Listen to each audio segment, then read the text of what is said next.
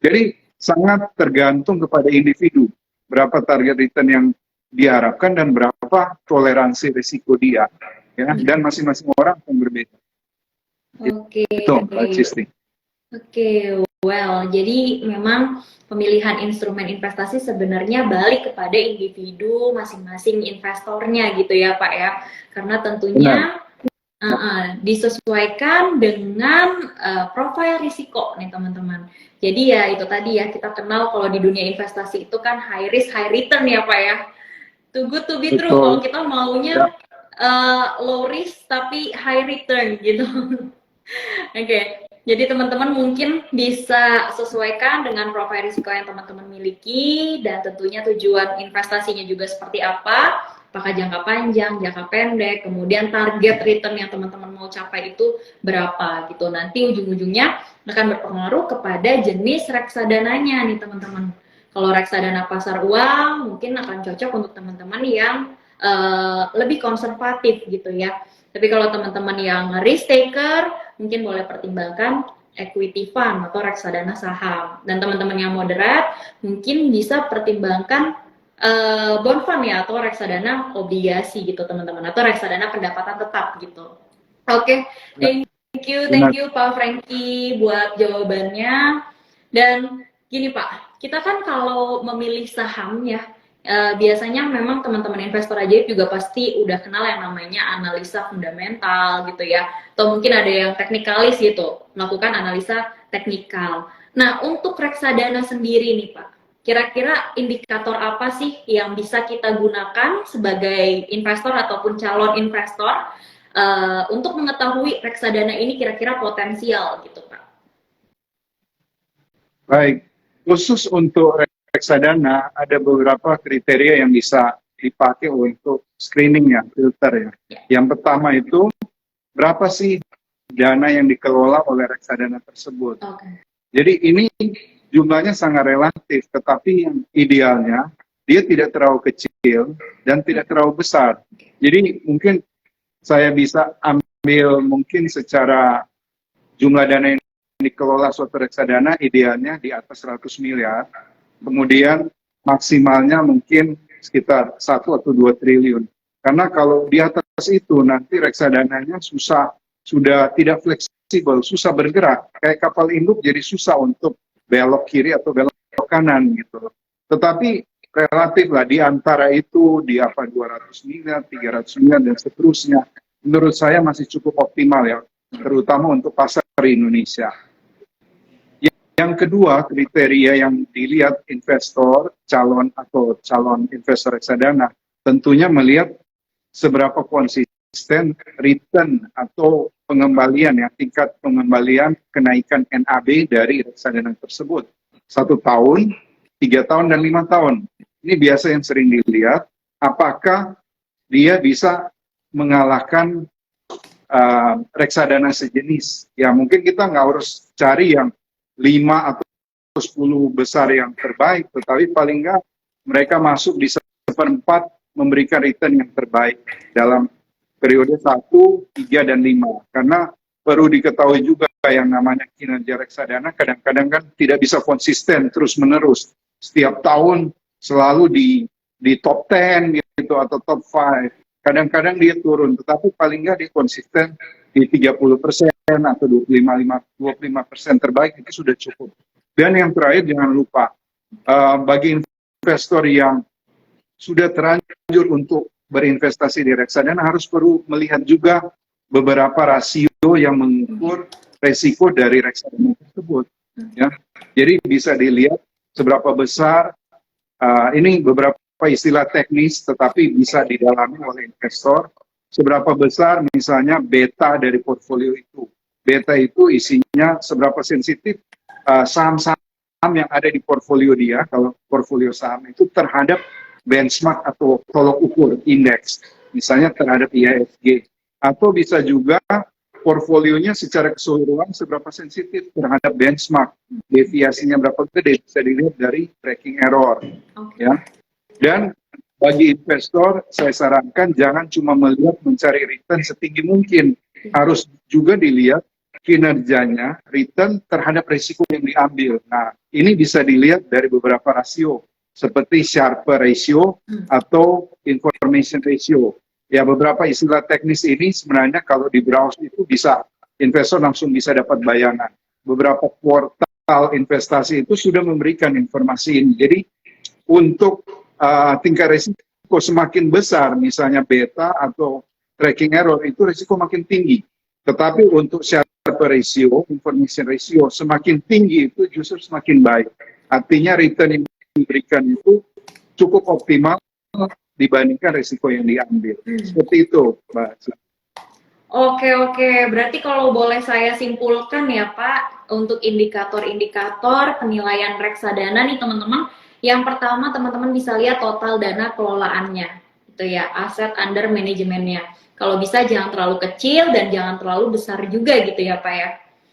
Kemudian yang kedua, lihat dari tingkat return performance secara historikalnya gitu. Itu teman-teman bisa lakukan pengecekan. Dan yang terakhir, perhatikan rasio-rasio reksadananya nih teman-teman.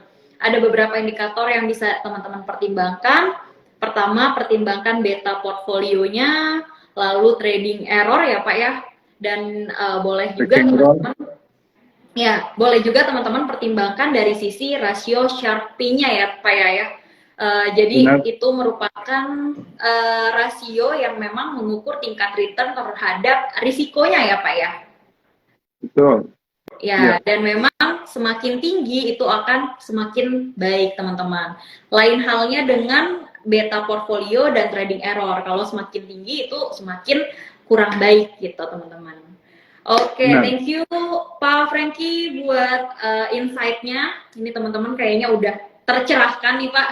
Karena di sore hari kayak gini teman-teman rame juga ya menyimak live IG kita di sore hari ini. Oke, Pak, ini mungkin kita masuk ke Q&A ya Pak ya.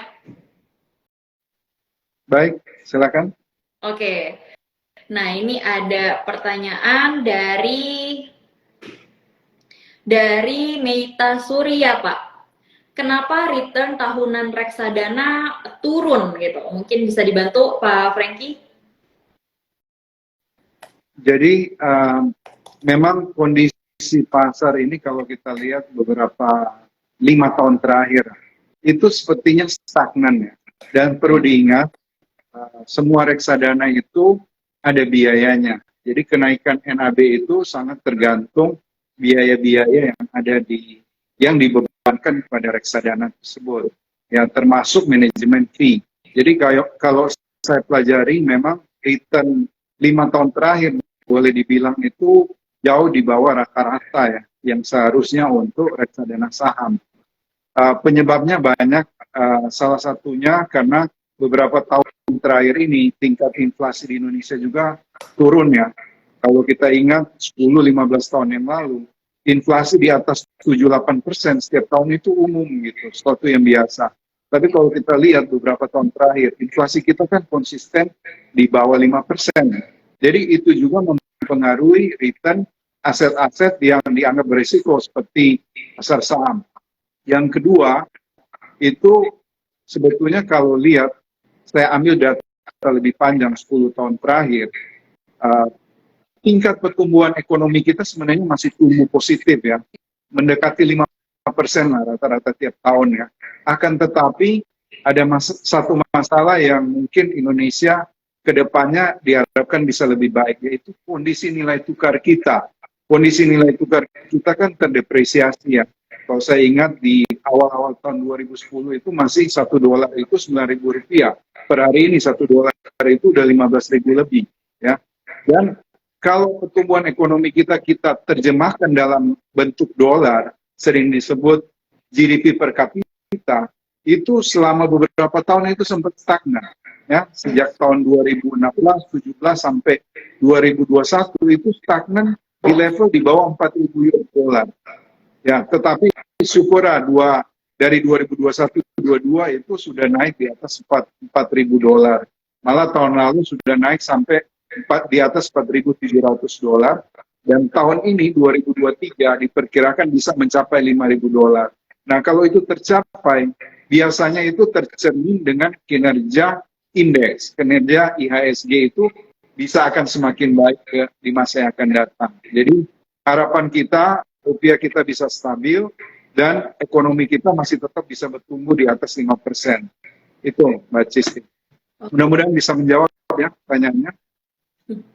Oke, jawabannya lengkap banget Pak. Ya, karena kita tentunya masih melihat, masih optimis gitu ya Pak, melihat arah ekonomi Indonesia itu masih positif gitu, khususnya di tahun ini, ya kalau bisa tetap tumbuh di atas 5% gitu teman-teman. Di tengah potensi perlambatan ekonomi global ya Pak ya. Oke, thank you Pak Franky buat jawabannya. Ini banyak banget Pak pertanyaan yang masuk. Tapi teman-teman silahkan ya manfaatkan kesempatan live IG ini untuk bertanya soal investasi reksadana ya. Oke, ini pertanyaannya juga bagus nih Pak dari Sheikh Choco. Apa saja produk reksadana yang menjadi andalan di Sequis Asset Management, baik RDPU, RDPT maupun reksadana sahamnya? Wah, pertanyaannya menarik nih Pak. Silakan Pak. Ya, jadi yang seperti yang saya jelaskan di awal, kami belum ada produk RDPT. Yang kami miliki adalah reksadana saham, reksadana campuran, reksadana pendapatan tetap, dan reksadana pasar uang. Jadi mana yang paling, tiap reksadana itu kan memiliki profil risiko tepat bagi investor yang memiliki profil risiko tertentu. Kalau memang investornya risk taker seperti yang dibilang Mbak Cifti gitu ya, mungkin dia lebih tepat berinvestasi di reksadana saham, yaitu reksadana Sequis Equity Maxima. Tetapi kalau dia lebih konservatif, dia bisa mempertimbangkan reksadana campuran misalnya dengan risiko yang lebih sedang. Kalau sangat konservatif ya, saya cuma bisa rekomend reksadana pasar uang. Tapi kalau di antara itu bisa pertimbangkan misalnya Sequis Balance Ultima, yaitu reksadana campuran fund. Oke, ya teman-teman, lagi-lagi kembali kepada profil risiko yang teman-teman miliki ya, untuk bisa disesuaikan dengan jenis reksadananya. Oke, thank you Pak Franky buat jawabannya Pak. Kemudian ada lagi pertanyaannya menarik nih Pak, dari Erika Paramita. Untuk passive income, apakah koleksi saham yang memberikan dividen besar lebih menguntungkan daripada investasi di reksadana pasar uang? Nah, mungkin gimana nih Pak jawabannya? Ya, baik. Jadi kalau investasi langsung, ya, investasi langsung kan kita bisa membeli saham seperti yang dikatakan, saya jelaskan tadi, bisa memberikan dividen. Nah, rata-rata dividen saham-saham di Indonesia itu bisa di atas 2,5% setiap tahun. Nah, tahun-tahun tertentu bisa sampai 2,7%. Bahkan masing-masing emiten, ada beberapa emiten yang bisa memberikan dividen lebih dari 4%, 4 atau 5%. Jadi kembali lagi ke seberapa besar toleransi risiko atau profil risiko investor itu untuk langsung membeli saham. Karena kalau dia sudah membeli saham, dia harus benar-benar berusaha mitigasi risikonya. Karena kalau dia beli saham cuma 1 atau 2, risiko dia mungkin mendapat dividen yang baik, tetapi risiko penurunan harga juga harus dipertimbangkan. Dan ini mungkin akan berbeda kalau dia membeli reksadana saham, di mana portofolio yang ada itu sudah dikelola dengan mempertimbangkan risiko dari masing-masing saham yang bisa turun. Jadi biasanya portofolio saham itu kan isinya bisa mulai 30 sampai 50-60 saham gitu. Jadi diversifikasinya itu sudah dikelola. Tetapi kalau investasi langsung, benar-benar kita harus kelola resikonya. Bisa dapat dividen tinggi, tapi kita memiliki resiko penurunan harganya. Bisa rugi dari penurunan harga saham itu. Ya, tapi itu kembali lagi seberapa besar toleransi resiko dari investornya.